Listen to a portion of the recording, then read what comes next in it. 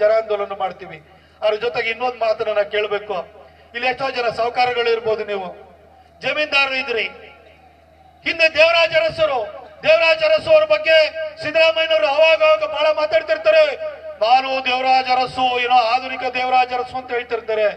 ದೇವರಾಜ ಅರಸು ಯಾಕೆ ದೇವರಾಜ ಅರಸು ಆದ್ರು ಅಂತಂದ್ರೆ, ಉಳುವವನೇ ಭೂಮಿ ಒಡೆಯ ಅಂತ ಹೇಳ್ಬಿಟ್ಟು ಕರ್ನಾಟಕ ಲ್ಯಾಂಡ್ ರಿಫಾರ್ಮ್ಸ್ ಆಕ್ಟ್ ಅನ್ನ ತಗೊಂಡ್ಬಂದ್ರು. ಜಮೀನ್ದಾರರು ಭೂಮಿಗಳೇನಿದೆ ಅದನ್ನ ಯಾರ್ಯಾರು ಗುತ್ತಿಗೆನಲ್ಲಿ ಉಳುಮೆ ಮಾಡ್ತಾ ಇದ್ರು ಅವರಿಗೆ ಉಳುವವನೇ ಭೂಮಿ ಒಡೆಯ ಅಂತ ಹೇಳಿಕೊಳ್ಳಿ ಅವರೆಲ್ಲ ಅದಕ್ಕೆ ಮಾಲೀಕರಾದ್ರು.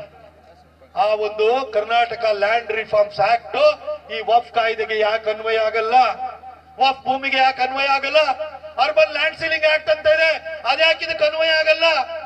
ಇದು ಈ ಒಂದು ನಮಗೆ ಈ ಒಂದು ಆಕ್ಟ್ಗಳು, ಉಳುವವನೇ ಭೂಮಿ ಒಡೆಯ ಅನ್ನೋ ಒಂದು ಆಕ್ಟ್, ಅದು ಯಾಕೆ ಈ ವಫ್ ಭೂಮಿಗೆ ಅನ್ವಯ ಆಗಲ್ಲ?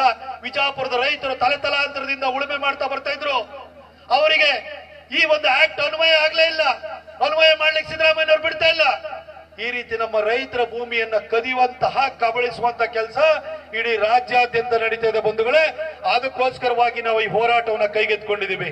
ಇವತ್ತು ನಮ್ಮ ಬಸವನಗೌಡ ಪಾಟೀಲ್ ಎತ್ತಾಳ್ರು ಬಿಜಾಪುರದಲ್ಲಿ ಅಹೋರಾತ್ರಿ ಧರಣಿ ಮಾಡಿ ಶೋಭಾ ಕರಂದ್ಲಾಜೆ ಅವರನ್ನ ಕರೆಸಿ, ಅಲ್ಲಿಗೆ ಜೆಪಿಸಿ ಚೇರ್ಮನ್ ಜಗದಂಬಿಕಾ ಪಾಲವನ್ನ ಕರೆಸಿ ಇಡೀ ರಾಜ್ಯಕ್ಕೆ ಒಂದು ಮಾದರಿಯಾದಂತಹ ಹೋರಾಟವನ್ನು ಮಾಡಿದ್ರು. ಇವತ್ತು ಅವ್ರ ನೇತೃತ್ವದಲ್ಲಿ ಕರ್ನಾಟಕದ ಪ್ರತಿ ಜಿಲ್ಲೆಗೂ ಹೋಗ್ತಾ ಇದೀವಿ, ಅವ್ರ ನೇತೃತ್ವದಲ್ಲಿ ಹೋರಾಟವನ್ನು ಮಾಡ್ತಾ ಇದೀವಿ. ಈ ಭಾಗದಲ್ಲಿ ನಮ್ಮ ಬಸವನಗೌಡ ಪಾಟೀಲ್ ಯತ್ನಾಳ್ರ ಜೊತೆಗೆ ಈ ಕಡೆ ನಮಗೆ ಸಾಹುಕಾರರು ಕೂಡ ಕೈ ಜೋಡಿಸಿದ್ವಿ. ಬಂಧುಗಳೇ, ಇದು ಹಿಂದೂಗಳ ಅಳಿವು ಉಳಿವಿನ ಪ್ರಶ್ನೆ. ನಾನು ಇಲ್ಲಿರುವಂತವ್ರೆಲ್ಲ ಬಂಧುಗಳಿಗೆ ಕೇಳಲಿಕ್ಕೆ ಬಯಸ್ತೇನೆ. ಇಲ್ಲಿ ಕೂತಿರೋರಿಗೆ ನಾನೇನಾದ್ರೂ ನಿಮ್ ಕೇಳಿದ್ರೆ ಎಷ್ಟು ಜನ ಗೌಡ್ರಿದ್ರಿ ಅಂದ್ರೆ ಕೈ ಎತ್ತುತ್ತೀರಿ, ಎಷ್ಟು ಜನ ಲಿಂಗಾಯತರಿದ್ರಿ ಕೈ ಎತ್ತುತ್ತೀರಿ, ಎಷ್ಟು ಜನ ಎಸ್ ಸಿಗಳಿದ್ರಿ ಕೈ ಎತ್ತಿರಿ, ಎಷ್ಟು ಜನ ಎಸ್ ಟಿಗಳಿದ್ರಿ ಕೈ ಎತ್ತಿರಿ, ಎಷ್ಟು ಜನ ಕುರುಬರಿದ್ರಿ ಕೈ ಎತ್ತಿರಿ. ಯಾವಾಗ ನೀವು ಹಿಂದೂಗಳಾಗ್ತೀರಿ? ಯಾವಾಗ ಒಗ್ಗಟ್ಟಿಂದ ಇರ್ತೀರಿ? ಮುಸಲ್ಮಾನರಲ್ಲಿ ಜಾತಿ ಇಲ್ವಾ? ಕ್ರೈಸ್ತರಲ್ಲಿ ಜಾತಿ ಇಲ್ವಾ? ಮುಸಲ್ಮಾನರಲ್ಲಿ ಶಿಯಾ ಇದೆ, ಸುನ್ನಿ ಇದೆ, ಶೇಖ್ ಇದೆ, ಸಯ್ಯದ್ ಇದೆ, ಖವಾಜಾ ಇದೆ, ಬೋಹ್ರಾ ಇದೆ, 100 ಜಾತಿ ಇದಾವೆ. ಅಲ್ಲೂ ಕೂಡ ಮೇಲೂ ಕೀಳುವಂತಿದೆ. ಆದ್ರೆ ಎಲ್ಲ ಮಸೀದಿ ಒಳಗಡೆಯಿಂದ ಪ್ರಾರ್ಥನೆ ಮುಗಿಸಿ ಹೊರಗಡೆ ಬಂದ್ಕೊಳ್ಳಿ ಎಲ್ಲರ ಗುಂಪಿನೊಳಗೆ ಹೋಯಿಂದ ಅಂತ ಒಂದ್ ಕಲ್ಲು ಹಿಡ್ಕೊಂಡ್ ಬರ್ತಾರೆ, ಒಗ್ಗಟ್ಟಾಗಿ ಬರ್ತಾರೆ. ಆದ್ರೆ ನಮ್ಮ ಹಿಂದೂಗಳು ನೀನ್ ಲಿಂಗಾಯತ್ನ, ನೀ ಗೌಡನ, ನೀ ಕುರುಬನ, ನೀ ಎಸ್ಸಿನ, ಎಸ್ಟಿನೋ ಈ ರೀತಿ ಒಡಕಿಟ್ಟುಕೊಂಡಿರೋದ್ರಿಂದಾಗಿ ನಮ್ಮನ್ನ ಇವತ್ತು ನಮ್ಮ ಆಸ್ತಿನ ಕದಿಲಿಕ್ಕೆ, ಕಬಳಿಸ್ಲಿಕ್ಕೆ ಬಂದಿದ್ದಾರೆ. ಹಿಂದೂಗಳೆಲ್ಲ ಒಂದಾಗುವಂತ ಕೆಲಸವನ್ನ ಮಾಡಿ ಇವತ್ತು ಬಾಂಗ್ಲಾದೇಶದಲ್ಲಿ 1.25 ಕೋಟಿ ಹಿಂದೂಗಳಿದ್ದಾರೆ. ಅವ್ರ ಪರಿಸ್ಥಿತಿ ಏನಾಗ್ತಿದೆ?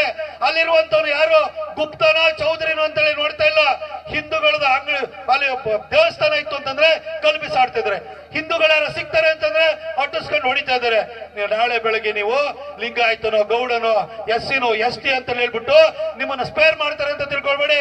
ನೀವು ಹಿಂದೂ ಅಂತಂದ್ರೆ ನಿಮ್ಮನ್ನ ಆಸ್ತಿನೂ ಕದೀತಾರೆ, ನಿಮ್ಮ ಆಸ್ತಿನೂ ಕಬಳಿಸ್ತಾರೆ, ನಿಮ್ಮ ಜೀವನ ತೆಗೆಯುವಂತ ಕೆಲಸವನ್ನು ಮಾಡ್ತಾರೆ. ಅದಕ್ಕೋಸ್ಕರವಾಗಿ ನಾನೆಲ್ಲರೂ ಕೂಡ ವಿನಮ್ರತೆಯಿಂದ ಕೇಳ್ಕೊಳ್ತೀನಿ, ಬಾಂಗ್ಲಾದೇಶವನ್ನು ನೋಡಿ ಕಲೀರಿ.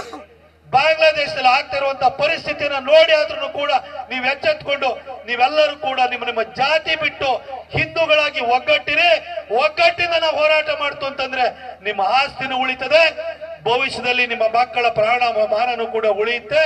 ಇದಕ್ಕೋಸ್ಕರವಾಗಿ ಈ ಹೋರಾಟದ ಮುಖಾಂತರವಾಗಿ ನಾವು ರೈತರ ಭೂಮಿನ ಉಳಿಸೋದು ಮಾತ್ರ ಅಲ್ಲ, ಹಿಂದೂಗಳಲ್ಲಿ ಜಾಗೃತಿನ ಮೂಡಿಸುವಂತ ಕೆಲಸವನ್ನು ಕೂಡ ನಾವೆಲ್ಲ ಮಾಡ್ಲಿಕ್ಕೆ ಅಂತ ಇಲ್ಲಿ ಬಂದಿದ್ದೀವಿ ಬಂಧುಗಳೇ.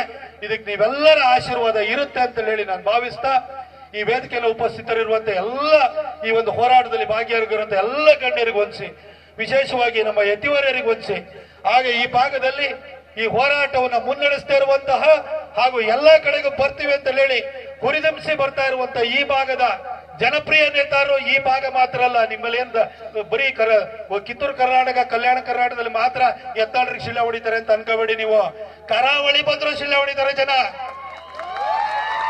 ನಮ್ಮ ಮೈಸೂರಿಗೆ ಬಂದ್ರು ಕೂಡ ಶಿಳ್ಳೆ ಹೊಡಿತಾರೆ ಜನ. ಇಡೀ ಭಾಗದಲ್ಲಿ ಒಂದು ಹಿಂದುತ್ವದ ಲೀಡರ್ ಆಗಿ ಎಮರ್ಜ್ ಆಗಿರುವಂತಹ ಎತ್ತಾಳ್ರು ಇರ್ಬೋದು, ನಮ್ಮ ರಮೇಶ್ ಜಾರಕಿಹೊಳಿ ಸಾಹೇಬ್ರು ಇರ್ಬೋದು, ಎಲ್ಲರೂ ಕೂಡ ಇವತ್ತು ಕೈ ಜೋಡಿಸಿ ನಾವು ಇದು ಮಾಡ್ತಾ ಇದೀವಿ. ಇದು ಪಕ್ಷ ಒಂದು ಪಕ್ಷ ಒಂದು ವ್ಯಕ್ತಿಯ ಹೋರಾಟ ಅಲ್ಲ, ಇದು ನಮ್ಮ ರೈತರ ಭೂಮಿಯನ್ನು ಉಳಿಸುವಂತ ಹೋರಾಟ. ಇದಕ್ಕೆ ನಮ್ಮೆಲ್ಲ ರೈತ ಬಾಂಧವರು, ನಮ್ಮೆಲ್ಲ ಹಿತೈಷಿಗಳು, ನಮ್ಮೆಲ್ಲ ಹಿಂದೂ ಬಾಂಧವರು ನೀವೆಲ್ಲ ಕೈ ಜೋಡಿಸಬೇಕು ಅಂತ ಹೇಳ್ಬಿಟ್ಟು ನಿಮ್ಮನ್ನು ವಿನಮ್ರವಾಗಿ ಕೇಳ್ಕೊಂಡು ನನ್ನ ಮಾತನ್ನು ಮುಗಿಸ್ತೀನಿ. ಬೋಲೋ ಭಾರತ್ ಮಾತಾ ಕಿ.